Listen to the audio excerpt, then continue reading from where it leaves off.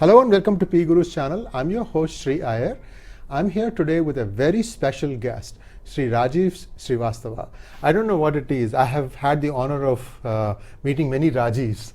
Rajeev Malhotra was the last significant individual that I met. So Rajeev ji, welcome to PGurus channel. Thank you so much, and very nice to be here with you. Thank you. So we are here at Earth, a culture quest. It's really a search for culture.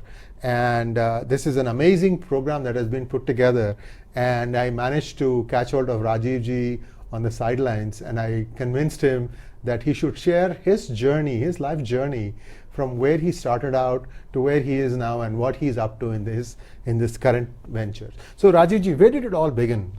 Sure. So I actually was born in a very small town called Devariya near Gorakhpur, and I had the fortune. My father was posted. He's a medical doctor in he was in the Indian Army, and so I spent my first 4 years in Mathura, Vrindavan. I see. And thereafter, he was in 2 wars, 62 and 65 for India, even though as a medical doctor. And we then shifted to Mumbai. I grew up in Mumbai. My father, we lived in a simple lower middle class family, right, and course, we never had even a car or something back then. But we were quite happy because of the values that my my parents taught me early in life. And as I grew older, I realized that he and my mother practically just had 2 shirts and 2 pants, and but they gave That's everything true. because we were 4 of us children, 3 brothers and 1 sister. Yes. But the values that he gave me, I'm trying to say the depth that he had in scriptures right from childhood. We've been hearing Ram Katha. We've been grown up in reading about or hearing about from him on Mahabharata, and but in the course of time, as it happened that we started trying to question our basic dharmic roots, Right. and because we never understood it in any in a deeper sense. Right. So in college I came across some Christian missionaries who were trying to preach to me and kind of logically convince me that there is only one God, which I thought was logical. And I then went to ISKCON because I was as a young student, you don't want to lose in debate. Correct. So I wasn't really interested in knowing about spirituality, but I just wanted to know enough so that I can defeat these guys in their logic. Right. So I was fortunate. I came to ISKCON to just tell me why what is really about our Vedic beliefs, and then I found that what he's saying makes sense, and thereafter I decided to continue the spiritual journey all the way till 96 when I was in software. So one spiritual person gave me a different perspective, because I was in a company and the company grew from 16 million to 100 million. But I found that the owners, I don't want to take names here, the owners were not at that time very charitably inclined. So I then took some guidance from a spiritual teacher, saying that I wish I was in a business where the goal was not just making money. And although I'm I come from a family, we have never done business. Making money for the sake of money did not excite me at all.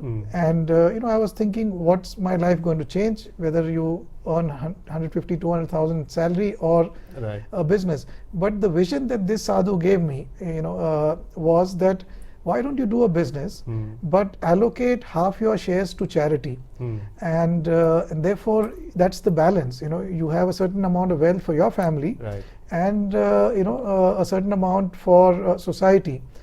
And that gave me a much higher drive, energy and vision to start a company in Singapore in 96. And as I can look back and realize that if I had done it just on my own, I would have probably grown it to a $10-12 million business.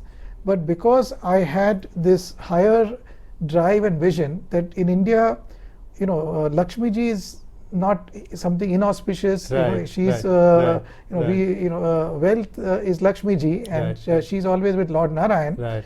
And so the quest for wealth with this higher purpose Right. gave me a certain energy and attracted a lot of very good people. I'll give you names of some people who are in Silicon Valley, who worked for me for 7 years, and today he's the CEO of a company which he has taken to 2.1 billion. Wow. So I had the fortune to attract such good talent because they could see that here the owners are not, it was defined on day zero, Right. that look, half our shares will go to charitable causes as per the instructions of my spiritual teacher. So my in one sense learning with youngsters, so I was able to grow it to 90 million, did a NASDAQ listing, sold my shares, and then my spiritual teacher actually utilized that money in such a wonderful way. We seed funded a project called Annamrita, which was to feed 26,000 children. So we started with Wow. 26,000. So something similar to Akshay Patra. Very, very similar to Akshay Patra, and then we scaled that up to 1.2 million meals a day. My God. And amazing. so that was what my so when you are my in one sense message to youngsters whom I am so happy that a lot of the youngsters are not interested in either business without a purpose, Right. or being a professional unless there's a higher purpose to it. Right. That if they actually it is not quite easy to kind of do it and do it for a longer period unless you take shelter of dharmic wisdom, unless you take shelter of a spiritual teacher, because even when you get money, Yes. it can create lots of Absolutely. problems Absolutely. in the family, Yes. etc. So if if any youngster is driven by doing well in life, either as a professional or in business, but the why in his life is so that I can serve others. Yes. Okay. Yes. Then I can tell you with conviction that such a person will outdo himself. Now you can't compare me with somebody else. Right. But if I compare me with myself, then the potential which I could I'm not from IIT, I'm not from IIMs or any great institution, but I was simply welcome to the club. 99.999% are not. correct. So but those who are Right. can do even more. I mean, if Yes. they are Right. if anybody is is basically trying to serve spirituality, trying to serve society, and that is intrinsically in Right. what you do, Right, whether right. as a professional, if you look at it, a professional, one ideal is Amit Chandra. Yes. So he's at Bain Capital, but he pegged a certain amount of income that he and his family needed, and then anything above that, they give a big part of that to charity. And today I'm saying he's doing obviously extremely well because even after meeting his family Right, needs, right. he's able to do 60-70% of his Wow. income to charity. Not only that, he's even convinced one of the number one stockbroker in India, Rakesh Jhunjhunwala, he himself quotes that I was inspired by Amit Chandra to give half my wealth to charity. Wow. So all this is happening, internally, and even after 2006, when we started a private equity fund, I currently have a 175 million fund, but 35% of the current fund carry is for charitable I dharmic see. causes, and we hope to slowly increase that in the subsequent funds as my other GPs I have to take them along with me. Right. Right. Of So course. Of course. to make it bigger. And Yeah. my point is there are some examples which we are seeing but we haven't correlated the two. Right. Like look at any business, even in the West, in Silicon Valley, Yes. I have come across entrepreneurs like Bill Coleman, who started BA WebLogic. Right. But what people don't know about him is when he went to Warburg Pincus, who are also an investor in me, Right. that he told that he had a vision to create this app server, but half of his wealth he had decided to, whatever his shares, you can't do it from company shares. Correct. But whatever his shares were, he had allocated it to charity. The company became successful. His shares were valued at 500 million, and 250 million he wrote straight to Wow, charity. wow. So my point is, I have seen any entrepreneur, if you have this higher goal, if you have this goal of, you know, in a tangible way, you know, like even if you, whether you call it, you know, spiritual, you call it dharmic, Right. the principles are the same. Like in India, look at Tatas. 130 years back, you know, they had started Tata Sons, Right. where 60% was allocated to charity. Right. And 130 years later, they are extremely successful, Right. good brand name, Right. you know. And I'm not trying to say that, you know, you can't do better, but certainly when these are, you know, when any individual has these goals, like even Arjun, you know, he had to fight against Bhishma Pitama and Dronacharya. Right, right. But because his consciousness was that I am doing it to establish dharma, so Right, that, you know, right. Yudhishthir Maharaj who's going to Right. take care of the citizens. Right. So he was doing it as a service. Right. So, you know, we would love the students to excel, to do very well, but not just for the sake of doing well, not just for the sake of accumulating wealth, because that will not give you satisfaction.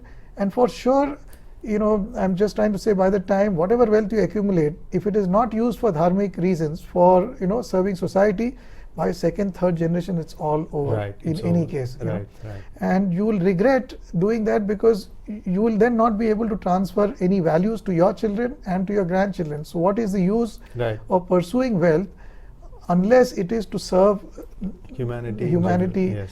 And by doing that, actually each and every student, each and every youngster who does that, he will outdo himself or Yes, herself. yes. You know, that I can say with conviction. Of course, I have seen of course. so many people. My own example, I would never have, you know, crossed 10 million in revenues.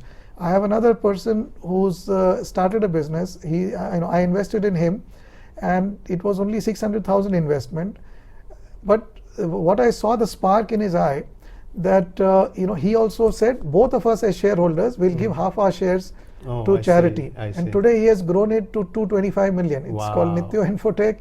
Wow. So I am seeing, and none of us, him or me, are, you know, as bright as some of the people that, you know, you may know, but by, you know, I'm trying to say, just the simple vision, we are able to outdo ourselves. Right. And you know, dovetail this propensity to serving. Wow. I think you've defined Dharmic capitalism in its truest essence. This is what his topic was today at the Art Culture Fest. But his example tells us that don't earn money for money's sake. It has to have a higher goal. And this has been there, Rajivji, from a long time ago. 100%. I will give you a small example. Please. This is something that I read. Correct. In Tamil Nadu, there are 6 Kumar, that is Subramanya temples. Right. They call it Arupadai Vedu, means like 6 houses of Subramanya. One of them is called Palani, which is up in a small hillock. Sure. Quite about 300, 400 meters, not small, but you have to walk up. So in the 17th century, there was a priest and his wife, and they used to walk up all the way, and they would do puja. And there was one poor boy from what is called as Chettiar. Chettiars are equivalent to what I would call Marwadi, Baniya. Correct, correct. I don't have any problem mentioning caste. This Sure. is dharma, this is varna. That's Correct, how I look at it. exactly, So exactly. this man told the priest that you just feed me. I'm starting my business. Wow. Half of what I make, I'm going to pay towards this temple. Wonderful. Today, if you go to Palani, there is a winch that it's just like just like in Switzerland, they have a winch that takes you up and down. It's one of the most well-developed places. All this happened 200 years ago because this poor boy was supported by the priest and his wife. Wow. So I mean, this I've seen so many stories of this kind.